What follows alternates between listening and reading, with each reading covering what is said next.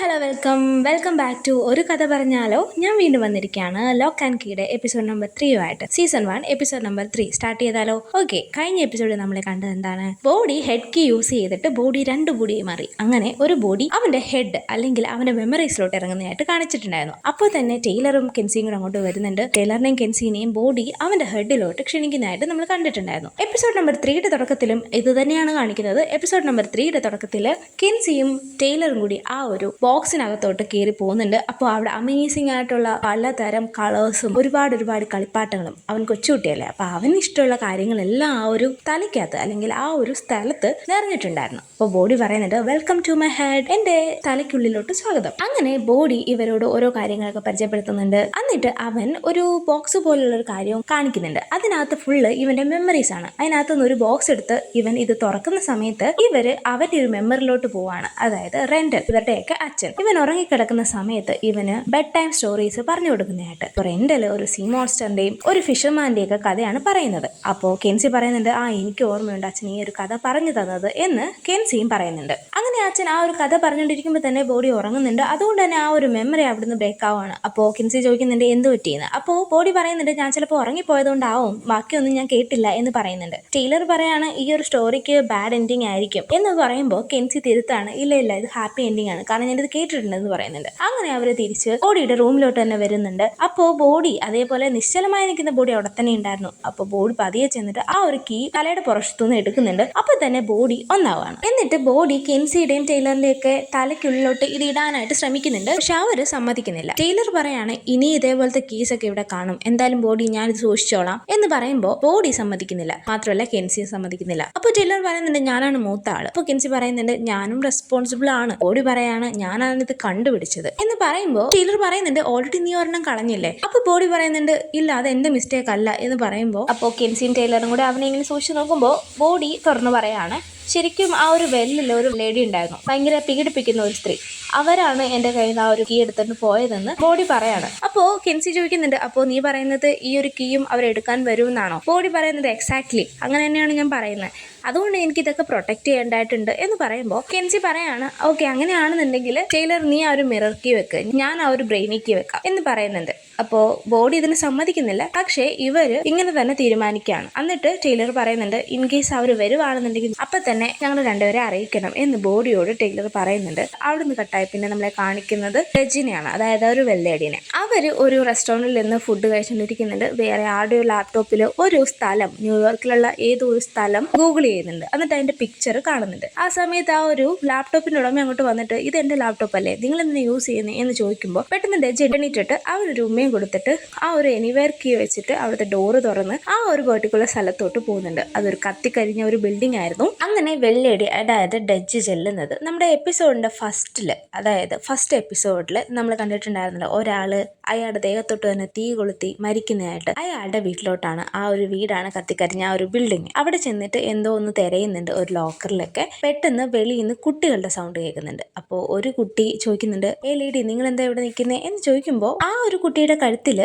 ആ ഒരു കീ ഉണ്ടായിരുന്നു. ഡച്ച് ചോദിക്കുന്നുണ്ട്, നിനക്ക് ഇതേപോലത്തെ വേറെ കീ കിട്ടിയിട്ടുണ്ടോ, ഈ കീ എനിക്ക് തരാമോ എന്ന് ചോദിക്കുമ്പോൾ ആ ഒരു കുട്ടിയും പറയുന്നുണ്ട്, ഇല്ല തരത്തില്ല എന്ന് പറയുമ്പോൾ ഡച്ച് അവളുടെ എനിവേർ കീ കാണിക്കുന്നുണ്ട്. എന്നിട്ട് ഡച്ച് അവനോട് ചോദിക്കുന്നുണ്ട്, ഈ കീ എന്താണ് ചെയ്യാന്ന് നിനക്ക് അറിയാമോ എന്ന് ചോദിക്കുമ്പോൾ ആ ഒരു ചെറുക്കനും പറയുന്നുണ്ട്, ഇതൊരു ലൈറ്റർ പോലെയാണ് എന്ന് പറയുന്നുണ്ട്. അപ്പൊ തന്നെ ഡച്ച് അത് ടച്ച് ചെയ്യാൻ വേണ്ടി മുന്നോട്ട് ചെല്ലുമ്പോൾ ആ ഒരു ചെറുക്കനും അത് തടയുന്നുണ്ട്. എന്നിട്ട് പറയുന്നുണ്ട്, നിങ്ങളുടെ കീ എന്താ ചെയ്യുന്നതെന്ന് എനിക്ക് കാണിച്ചു തരാം. അങ്ങനെ ഡച്ച് ആ ഒരു വാതിൽ തുറക്കുന്നതായിട്ട് കാണിച്ചിട്ട് ഈ ഒരു ചെറുക്കനെ ആ വാതിലിനുള്ളിലോട്ട് തള്ളിയിടുകയാണ്. അതായത് ഒരു മെട്രോ സ്റ്റേഷൻ ആയിരുന്നു, ഒരു ട്രെയിൻ അടുത്ത് വരുന്നുണ്ടായിരുന്നു. പെട്ടെന്ന് ഇവൻ ഈ ഒരു പാളത്തിലോട്ട് വീണ് മരിച്ചു പോകുന്നുണ്ട്. അപ്പോൾ ഇവന്റെ കൂടെ വന്ന ചെറുക്കന്മാരും ഇത് കണ്ട് പാനിക്കായി ഇറങ്ങി ഓടുന്നുണ്ട്. അപ്പോൾ ആ ഒരു ലൈറ്റർ കീയും എനിവേർ കീയും ഇപ്പോൾ ഡജിന്റെ കയ്യിലാണുള്ളത്. അവിടുന്ന് കട്ടായി പിന്നെ നമ്മളെ കാണിക്കുന്നത് കെൻസിനെയാണ്. കെൻസി ക്യാമ്പസിലൂടെ നടന്നു പോകുമ്പോൾ പെട്ടെന്ന് സ്കോട്ട് അവിടെ അടുത്ത് വരുന്നുണ്ട്. കഴിഞ്ഞ ദിവസം നടന്ന ഇൻസിഡന്റിൽ ഞങ്ങളെ സപ്പോർട്ട് ചെയ്തതിന് താങ്ക് യു കെൻസി എന്നൊക്കെ പറഞ്ഞിട്ട് ഒരു ഇവന്റിന്റെ ടിക്കറ്റ് അവൾക്ക് കൊടുക്കുന്നുണ്ട്. അപ്പോൾ കെൻസി പറയുന്നുണ്ട്, നിന്റെ കൂട്ടുകാർ എന്നോട് ദേഷ്യപ്പെട്ടിട്ടിരിക്കുകയല്ലേ, ഇങ്ങനെ നിങ്ങളുടെ ഫിലിമിന്റെ ഷൂട്ടിംഗ് ആദ്യത്തെ ദിവസം തന്നെ കുളവാക്കിയല് എന്ന് ചോദിക്കുമ്പോൾ സ്കോട്ട് പറയുന്നുണ്ട് ഇറ്റ്സ് ഓക്കെ, നമുക്കതൊക്കെ റെഡി ആക്കാൻ, കുഴപ്പമില്ല, ഈ ഒരു ഇവന്റിന് നീ വരുന്നുണ്ടോ എന്ന് ചോദിക്കുന്നുണ്ട്. അപ്പോൾ കെൻസി ചോദിക്കുന്നുണ്ട് ഇതൊരു ഡേറ്റ് ആണോ? സ്കോട്ടും പറയുന്നത് ഇത് ഡേറ്റ് ഒന്നും അല്ല, ജസ്റ്റ് ഒരു ഹാങ് ഔട്ട് ആണ്, എനിക്ക് താല്പര്യം ഉണ്ടെങ്കിൽ വരാം എന്ന് ചോദിക്കുമ്പോൾ കെൻസി പറയുന്നുണ്ട് മേ ബി ഞാൻ വരാം, കാരണം എനിക്ക് പേപ്പേഴ്സ് കുറച്ച് സമ്മർ ആപ്ലിക്കേഷൻസ് ഒക്കെ ചെയ്യാനുണ്ട്, മേ ബി എന്ന് പറയുന്നുണ്ട്. അപ്പോൾ സ്കോട്ട് പറയുന്നുണ്ട് ഞാൻ എന്തായാലും വെയിറ്റ് ചെയ്യാം, നിനക്ക് വരണം എന്ന് തോന്നുവാണെങ്കിൽ എന്നോട് എന്തായാലും പറയണം എന്ന് പറഞ്ഞിട്ട് സ്കോട്ട് അവിടുന്ന് നടന്നു പോകുന്നുണ്ട്. അവിടുന്ന് കട്ടായി പിന്നെ നമ്മളെ കാണിക്കുന്നത് ഹോക്കിയുടെ മത്സരം നടക്കുന്ന ഒരു സ്ഥലത്താണ്. അവിടെ ടൈലറും അവന്റെ ഗ്രൂപ്പുമാണ് മത്സരിക്കുന്നത്. അവിടേക്ക് നീനയും കെൻസിയും പിന്നെ ബോഡിയും ഒക്കെ വരുന്നുണ്ട്, കൂടെ എല്ലിയും വരുന്നുണ്ട്. അപ്പോൾ ഇവർ ഈ ഒരു ഗെയിം കാണാനായിട്ടാണ് വരുന്നത്. അങ്ങനെ ഗെയിം നടന്നുകൊണ്ടിരിക്കുമ്പോൾ നീന കെൻസിയോട് പറയുന്നുണ്ട് നീ പോയി ഫ്രണ്ട്സിനെയൊക്കെ കണ്ടുപിടിച്ച് പുതിയ ഫ്രണ്ട്സിനെയൊക്കെ ഉണ്ടാക്കുക പോ എന്ന് പറയുന്നുണ്ട്. പിന്നീട് നീനയും എല്ലയും കൂടി സംസാരിക്കുന്നതായിട്ട് കാണുന്നുണ്ട്. നമുക്കൊന്ന് ജസ്റ്റ് വെളിയിലൊക്കെ പോകണം, നമ്മൾ ഫ്രണ്ട്സ് ആവണം എന്നുള്ള രീതിയിൽ സംസാരിക്കുന്നുണ്ട്. അപ്പൊ നമ്മുടെ ടൈലർ ഈ ഒരു മത്സരത്തിൽ പങ്കെടുത്തിട്ടുണ്ടെന്ന് പറയുന്നുണ്ടായിരുന്നല്ലോ. പക്ഷെ ടൈലറിന് ആ ഒരു ഗ്രൗണ്ടിൽ ഇറങ്ങാനുള്ള ഓപ്പർച്യൂണിറ്റി ഒന്നും കിട്ടിയില്ല. അവന് ഓപ്പർച്യൂണിറ്റി വരുന്നിടം വരെ വെയിറ്റ് ചെയ്യേണ്ടതായിട്ടുള്ള അവസ്ഥ വരുന്നുണ്ട്. അങ്ങനെ ടൈലറിന്റെ ഗ്രൂപ്പ് അവിടെ തോക്കുന്നുണ്ട്. അങ്ങനെ ഇവര് തിരിച്ചിറങ്ങുന്ന സമയത്ത് അമ്മ പറയുന്നുണ്ട് എന്തായാലും നൈസ് പ്ലേ ആയിരുന്നു എന്ന് പറയുമ്പോൾ ടൈലർ പറയുന്നുണ്ട് എന്ത് ബെഞ്ചിലിരുന്നുകൊണ്ട് ഇത് കാണുന്നതോ, ഞാൻ കളിച്ചില്ലല്ലോ എന്നുള്ള രീതിയിൽ ടൈലർ നീനയോട് പറയുമ്പോൾ നീന പറയുന്നുണ്ട് നെക്സ്റ്റ് ഗെയിമിൽ നമുക്ക് നോക്കാം. അപ്പോഴാണ് അവിടേക്ക് ജാക്കി നടന്നു വരുന്നതായിട്ട് കാണിക്കുന്നത്. അപ്പോൾ ജാക്കിയുടെ അടുത്തോട്ട് ടൈലർ ഓടി ചെല്ലുന്നുണ്ട്. ജാക്കി പെട്ടെന്ന് അയ്യോ എന്ന് വെക്കുന്നുണ്ട്. എന്താന്ന് വെച്ചാൽ കെൻസിനെ ഒരാൾ ശല്യം ചെയ്യുന്നുണ്ടായിരുന്നു. അപ്പോൾ ഇത് കണ്ടപ്പോൾ ടൈലർ പെട്ടെന്ന് ചോദ്യം ചെയ്യാൻ അങ്ങോട്ട് ചെല്ലുന്നുണ്ട്. അങ്ങനെ ഇവർ തമ്മിൽ വഴക്കാവുന്നുണ്ട്. അങ്ങനെ ടൈലർ അവന്റെ മുഖം ഇടിച്ചു പൊട്ടിക്കുന്നുണ്ട്. ഇടിച്ചു പൊട്ടിക്കുന്നതിന്റെ ഇടയ്ക്ക് പെട്ടെന്ന് സാം ആയിട്ട് മാറുകയാണ് ആ ഒരു ശല്യം ചെയ്ത ആള്. ഇവൻ ഇത് ഹാലൂസിനേറ്റ് ചെയ്യാണ്, അത് സാം ആണെന്നുള്ള രീതിയിൽ. അപ്പൊ തന്നെ പെട്ടെന്ന് പ്രൊഫസേഴ്സ് ഒക്കെ ഓടി വന്ന് ഇവരെ രണ്ടുപേരെയും മാറ്റുന്നുണ്ട്. അപ്പൊ നമ്മുടെ നമ്മുടെ മാത്സ് ടീച്ചർ ഇല്ലേ ജയ്, അയാളും വന്നിട്ട് ട്രെയിനിനെ വിളിച്ചുകൊണ്ട് പോകുന്നുണ്ട്. അവിടുന്ന് കട്ടായി പിന്നെ നമ്മളെ കാണിക്കുന്നത് നാൻസിയോട് മാത്സ് ടീച്ചർ സംസാരിക്കുന്നതായിട്ടാണ്. അപ്പോൾ അയാൾ പറയുന്നുണ്ട് ടൈലറിന്റെ സിറ്റുവേഷൻ ഒക്കെ എനിക്കറിയാം, എങ്കിൽ പോലും കുറച്ച് അധികം അവൻ ആ ഒരു ചെറുക്കനെ ഉപദ്രവിച്ചു, സോ ഒരാഴ്ചത്തേക്ക് ഈ ടീമിൽ നിന്ന് അവനെ സസ്പെൻഡ് ചെയ്തിരിക്കുകയാണ് എന്ന് പറയുന്നുണ്ട്. അപ്പൊ നാൻസിയും പറയുന്നുണ്ട് ഇറ്റ്സ് ഓക്കെ, പക്ഷേ അവനത് ഭയങ്കര വിഷമമാവും എന്നുള്ള രീതിയിൽ അവർ സംസാരിച്ചുകൊണ്ടിരിക്കുമ്പോൾ ടൈലർ അവിടെ ആ ഒരു ബെഞ്ചിൽ മാറി അപ്സെറ്റ് ആയിട്ട് ഇരിക്കുന്നുണ്ടായിരുന്നു. അവന്റെ ഓർമ്മയിൽ പെട്ടെന്നൊരു ഓർമ്മ വരുന്നുണ്ട്. അതായത് അവൻ സാമിനോട് സംസാരിക്കുന്നു. അവന്റെ അച്ഛന്റെ റൂമിന്റെ ഫ്രണ്ടിൽ, അതായത് ആ ഒരു കൗൺസിലിംഗ് റൂമിന്റെ ഫ്രണ്ടിലായിട്ട് അവൻ ഇങ്ങനെ ഇരിക്കുമ്പോൾ സാം അങ്ങോട്ട് വരുന്നുണ്ട്. ടൈലറും സാമും ഫ്രണ്ട്സ് ആണ്. സാം ടൈലറിനോട് പറയുന്നുണ്ട് നീ അച്ഛനെ വെയിറ്റ് ചെയ്തിരിക്കുകയാണോ എന്ന് ചോദിക്കുമ്പോൾ ടൈലർ പറയുന്നുണ്ട് അതെ വെയിറ്റ് ചെയ്തിരിക്കുകയാണ്, കഴിഞ്ഞ ദിവസം ഞാൻ വീട്ടിൽ കയറാൻ ഒരു 15 മിനിറ്റ് ലേറ്റ് ആയി, അതിന് എന്നെ ഒരുപാട് ഉപദേശിക്കുകയൊക്കെ ചെയ്തു, എന്റെ ബാക്കി ഉപദേശം കേൾക്കാൻ വേണ്ടിയിട്ടാണ് ഞാൻ അവിടെ ഇരിക്കുന്നത് എന്ന് പറയുന്നുണ്ട്. ഞാൻ എന്ത് ചെയ്താലും അച്ഛനത് കുറ്റമാണ്, എന്ത് ചെറിയ മിസ്റ്റേക്ക് പോലും ചെയ്താലും കുറ്റപ്പെടുത്തലും ഒക്കെ ആയിട്ട് എനിക്ക് മടുത്തു. കെൻസി ആണെങ്കിൽ വളരെ പെർഫെക്റ്റ് ആണ്, എനിക്കത് മാച്ച് ചെയ്യാൻ പറ്റുന്നേ ഇല്ല എന്നിങ്ങനെ ടൈലർ സാമിനോട് പരാതി പറയുന്നുണ്ട്. അപ്പോൾ സാം പറയുന്നുണ്ട് എനിക്ക് നിന്നെ മനസ്സിലാക്കാൻ പറ്റും, ഞാനും ഈ സെയിം സിറ്റുവേഷനിൽ കൂടാണ് കടന്നു പോകുന്നത്, എൻ്റെ അച്ഛനെ ദിവസവും ഞാൻ എണീക്കുമ്പോൾ കൊല്ലണമെന്ന് വരെ തോന്നാറുണ്ട് എന്ന് പറയുന്നുണ്ട് സാം. അപ്പോൾ ടൈലർ പറയാണ് നീ അങ്ങനെ നിന്റെ അച്ഛനെ കൊല്ലണമെന്ന് വല്ലതും പ്ലാൻ ചെയ്യുന്നുണ്ടെങ്കിൽ എനിക്കും കൂടെ ഒരു ഫേവർ ചെയ്യണം, നീ അച്ഛനെ കൊല്ലുന്ന ദിവസം എൻ്റെ അച്ഛനെയും കൂടെ വന്നൊന്ന് കൊന്നു തരണം എന്നുള്ള രീതിയിൽ ടൈലർ തമാശയ്ക്ക് സാമിനോട് പറയുന്നുണ്ട്. അത് ഓർത്തുകൊണ്ട് ടൈലർ വല്ലാണ്ട് അസ്വസ്ഥനായിരിക്കുന്നതും കാണിക്കുന്നുണ്ട്. പെട്ടെന്ന് അവിടോട്ട് ആ ഒരു 2 കാലും ഇല്ലാത്ത ആൾ വരുന്നുണ്ട്. അയാൾ വന്നിട്ട് ടൈലറിനോട് സംസാരിക്കുന്നുണ്ട്. നീ എന്നാലും എന്ത് റെഡി അടിച്ചത് എന്നുള്ള രീതിയിൽ അവരിങ്ങനെ ഫ്രണ്ട്ലി ആയിട്ട് ടോക്ക് ചെയ്യുന്നുണ്ട്. എന്നിട്ട് അയാളും അയാളുടെ വഴിക്ക് പോകുന്നുണ്ട്. അവിടുന്ന് കട്ടായി പിന്നെ നമ്മളെ കാണിക്കുന്നത് കീ ഹൗസിലാണ്. കീ ഹൗസിൽ കെൻസി ഇങ്ങനെ ഇരുന്ന് ഡ്രോയിങ് ഒക്കെ വരച്ചുകൊണ്ടിരിക്കുമ്പോൾ സ്കോട്ട് പെട്ടെന്ന് മെസ്സേജ് അയക്കുന്നുണ്ട് ഈ മേ ബിയിൽ ഇന്ന് കാണാൻ പറ്റുമോ എന്നുള്ള രീതിയിൽ. അപ്പോൾ കെൻസി ഓക്കെ എന്ന് മെസ്സേജ് അയക്കാൻ തുടങ്ങുന്നുണ്ട്. പക്ഷെ പെട്ടെന്ന് അവൾക്ക് ഡാഡിയുടെ, അതായത് അവളുടെ അച്ഛൻ്റെ ഓർമ്മ വന്നിട്ട് അവൾക്ക് വിഷമം വരാണ്. കാരണം അച്ഛൻ മരിച്ചിട്ട് അധികം നാളായിട്ടില്ല, അവൾ വല്ലാണ്ട് അച്ഛനെ മിസ് ചെയ്യുന്നുണ്ട്. ഇങ്ങനെയുള്ള പുതിയ കാര്യങ്ങളിൽ എൻഗേജ്ഡ് ആവാനായിട്ട് അവൾ ഭയങ്കരമായിട്ട് മനസ്സുകൊണ്ട് പ്രിപ്പയർഡ് അല്ല. പെട്ടെന്ന് അവൾ ഇങ്ങനെ ഇരിക്കുന്ന സമയത്ത് അപ്പോൾ ടൈലർ ദൂരത്തായിട്ട് തറയൊക്കെ ഇങ്ങനെ തുടച്ചുകൊണ്ടിരിക്കുന്നുണ്ട്. അപ്പോൾ കെൻസി ചെന്നിട്ട് ടൈലറോട് സംസാരിക്കുകയാണ്, എന്താ നീ നിന്റെ പണിഷ്മെന്റ് സ്റ്റോറീസിൽ എൻജോയ് ചെയ്തുകൊണ്ടിരിക്കുകയാണോ എന്ന് ചോദിക്കുമ്പോൾ ടൈലർ പറയുന്നുണ്ട് ഇങ്ങനെയാണ് ഞാൻ എൻ്റെ ശനിയാഴ്ചകളൊക്കെ ചിലവാക്കുന്നത്, എന്തായാലും ഇനി ഹോക്കിയിൽ പോകാൻ പറ്റില്ലല്ലോ കുറച്ച് നാളത്തേക്ക്. എന്നിട്ട് ടൈലർ പറയുന്നുണ്ട് കഴിഞ്ഞ ദിവസം ഞാൻ നിന്നെ പുഷ് ചെയ്തില്ലേ, സോറി എന്ന് പറയുന്നുണ്ട്. അപ്പോൾ കെൻസി പറയുന്നുണ്ട് എനിക്ക് അതിനെപ്പറ്റി സംസാരിക്കാൻ താല്പര്യമില്ല, കാരണം നീ അല്ലായിരുന്നു അത്, നിന്റെ കണ്ണിൽ ഞാനത് കണ്ടു, നീ വല്ലാണ്ട് മാറുന്നുണ്ട് എന്നുള്ള രീതിയിൽ കെൻസി ടൈലറിനോട് പറയുന്നുണ്ട്. എന്നിട്ട് കെൻസി പറയാണ് എന്തായാലും ഞാനൊരു ഹെഡ് കീ യൂസ് ചെയ്യാനായിട്ട് തീരുമാനിച്ചു, കാരണം എനിക്ക് എൻ്റെ മൈൻഡ് കുറച്ചും കൂടി ഫ്രഷ് ആക്കണം, വല്ലാണ്ട് വിഷമം വരുന്നുണ്ട് എന്ന് പറയുമ്പോൾ ടൈലറും പറയുന്നുണ്ട് നീ ഒറ്റയ്ക്കത് ചെയ്യണ്ട, ഞാനും വരാമെന്ന്. അങ്ങനെ ഹെഡ് കീ കെൻസി യൂസ് ചെയ്യുന്നുണ്ട്. പെട്ടെന്ന് കെൻസിയുടെ റിഫ്ലക്ഷൻ അവിടെ വരുന്നുണ്ട്. എന്നിട്ട് അവരൊരു ഡോർ വഴി വേറെ സ്ഥലത്തോട്ട് ചെല്ലുന്നുണ്ട്. ഒരു മാള് പോലത്തെ ഒരു സ്ഥലം, അച്ഛൻ്റെ മെമ്മറിയുള്ള സ്ഥലത്തോട്ടാണ് പോകേണ്ടതെന്ന് കെൻസി ഇങ്ങനെ ടൈലറിനോട് ചൂണ്ടിക്കാണിക്കുന്നുണ്ട്. അങ്ങനെ അവർ അച്ഛൻ്റെ മെമ്മറിയുള്ള സ്ഥലത്ത് ചെല്ലുന്നുണ്ട്, ഒരു ക്യാൻഡി ഷോപ്പ് പോലെ. എന്നിട്ട് പല മെമ്മറീസും എടുത്ത് ഇങ്ങനെ കാണുന്നുണ്ട്. അതിനകത്ത് ബോഡിക്ക് അച്ഛൻ പറഞ്ഞെടുത്ത സെയിം കഥ, അതായത് സീ മോൺസ്റ്ററിന്റെ കഥ അച്ഛൻ ഇവളോടും പറഞ്ഞു കൊടുക്കുന്നതായിട്ട് അവളിങ്ങനെ കണ്ടുകൊണ്ടിരിക്കുന്നുണ്ട്. അങ്ങനെ ബെഡ് ടൈം സ്റ്റോറിയൊക്കെ ഇങ്ങനെ പറഞ്ഞു കൊടുക്കുന്നുണ്ട്. ലാസ്റ്റിൽ കെൻസിയോട് അമ്മയും വന്ന് ഗുഡ് നൈറ്റ് ഒക്കെ പറയുന്നുണ്ട്. അപ്പോൾ ആ സമയത്ത് അമ്മ പ്രഗ്നന്റ് ആണ്, ബോഡീനെ ക്യാരിയിങ് ആണ്. അപ്പോൾ കെൻസി ഉറങ്ങാൻ തുടങ്ങുമ്പോൾ അച്ഛനും ലൈറ്റൊക്കെ ഓഫാക്കി പോകുന്ന സമയത്ത് കുറച്ച് നേരം കഴിയുമ്പോൾ ടൈലർ വന്നിട്ട് അവളുടെ ഒരു പാവ കുട്ടീനെ കൊടുക്കുന്നുണ്ട്. ടൈലർ ഭയങ്കര സ്നേഹത്തോടെ നിനക്ക് ഈ ഒരു പാവയുണ്ടെങ്കിൽ അല്ലേ ഉറങ്ങാൻ പറ്റത്തുള്ളൂ, വെച്ചോളൂ എന്ന് പറഞ്ഞിട്ട് കെൻസിക്ക് ആ ഒരു പാവയൊക്കെ കൊടുക്കുന്നുണ്ട്. പെട്ടെന്ന് കെൻസി അവിടുന്ന് കട്ടായി ഇതൊക്കെ നീ ഇടിച്ച സ്ഥലമില്ലേ ടൈലർ അവിടോട്ട് എത്തിപ്പെടുന്നുണ്ട്. ടൈലർ ചോദിക്കുന്നുണ്ട് എന്താ നമ്മൾ ഇവിടെ എത്തിയത്? അപ്പോൾ കെൻസി പറയുന്നുണ്ട് അറിയില്ല, ഞാൻ പെട്ടെന്ന് നിന്നെപ്പറ്റി ഓർത്തായിരുന്നു, ചിലപ്പോൾ അതുകൊണ്ടാവും എന്ന് കെൻസി പറയുന്നുണ്ട്. അങ്ങനെ ടൈലറും കെൻസിയും കാണുന്നുണ്ട് ടൈലർ ആ ഒരു ചെറുക്കനെ ഇടിക്കുന്നതായിട്ട്. അങ്ങനെ കെൻസി പറയുന്നുണ്ട് നമുക്ക് ഇവിടെ നിൽക്കണ്ട, എത്രയും പെട്ടെന്ന് പോവാന്ന് പറഞ്ഞിട്ട് കെൻസി നടക്കാൻ തുടങ്ങുമ്പോൾ ദൂരത്തുനിന്ന് കെൻസിയെ പോലെ ഉള്ള ഒരു ആള് നടന്നു വരുന്ന പോലെ കെൻസിക്കും ടൈലറും കാണാൻ പറ്റുന്നുണ്ട്. പക്ഷെ കെൻസിനേക്കാളും വികൃതമായിട്ടുള്ള രൂപം, അതായത് കെൻസിക്ക് ഭ്രാന്ത് പിടിച്ചാൽ എങ്ങനെ ഇരിക്കും അതേപോലെ. കെൻസി ഇത് കണ്ടിട്ട് ഇത് എന്ത് ക്രീച്ചറാന്നുള്ള രീതിയിൽ നോക്കി നിൽക്കുമ്പോൾ പെട്ടെന്നൊരു കാറ് വരുമ്പോൾ ഈ ഒരു രൂപവും മറഞ്ഞു പോകുന്നുണ്ട്. പക്ഷെ അതിന്റെ ഒരു സൗണ്ട് മാത്രം ഇവർ കേൾക്കുന്നുണ്ട്, ഒരു പ്രേതം പോലെ. പെട്ടെന്ന് അവർ സ്വിച്ചായി തിയേറ്ററിൽ വരുന്നുണ്ട്, അതായത് അച്ഛൻ മരിച്ച ആ ഒരു ദിവസത്തിലോട്ട്. അപ്പോൾ കെൻസി ഇങ്ങനെ പേടിച്ച് ടേബിളിന്റെ അടിയിലായിട്ട് ബോഡീനെയും കൊണ്ട് ഇരുന്ന ഒരു സ്ഥലമില്ലേ അവിടേക്ക് വരികയാണ്. അപ്പോൾ സാമ് കെൻസി എനിക്ക് ആ ഒരു പീസ് എവിടെയെന്ന് എനിക്ക് ആൻസർ വേണം എന്നുള്ള രീതിയിൽ കെൻസിനെ കൊല്ലാനായിട്ട് വരുന്നതായിട്ട് കാണിക്കുന്നുണ്ട്. ടൈലർ പറയുന്നത് നീ എന്താ ഇത്ര പേടിച്ചിരിക്കുന്നത്, നിനക്ക് എന്തെങ്കിലും വെച്ച് അറ്റാക്ക് ചെയ്തൂടെ എന്ന് പറയുമ്പോൾ കെൻസി പറയുന്നുണ്ട് ഞാൻ അങ്ങനെ ആയിപ്പോയി, ഞാൻ പാരലൈസ്ഡ് ആയിപ്പോയി, അന്ന് അമ്മ വന്നില്ലായിരുന്നെങ്കിൽ ഞങ്ങൾ മരിച്ചേനെ എന്നുള്ള രീതിയിൽ കെൻസി സംസാരിക്കുന്നുണ്ട്. പെട്ടെന്ന് ഈ ഒരു പ്രേതം പോലെ ഇരിക്കുന്ന സാധനം വന്നിട്ട് നേരെ വന്നിട്ട് ടൈലറിനെ അറ്റാക്ക് ചെയ്യാണ്.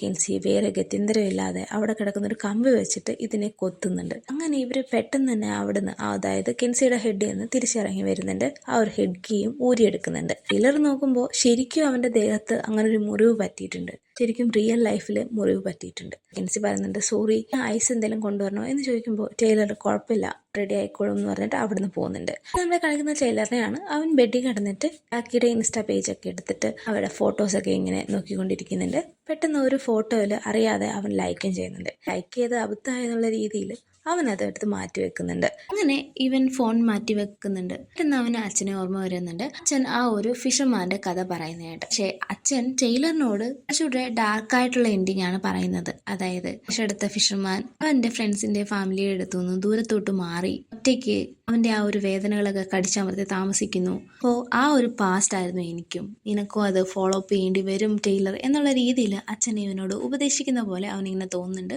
അവൻ അങ്ങനെ പതിയെ ഉറക്കത്തിലോട്ട് വീഴുന്നുണ്ട്. അവിടുന്ന് കട്ടായി പിന്നെ നമ്മളെ കാണിക്കുന്നത് നീനേനെയും എല്ലിനെയാണ്.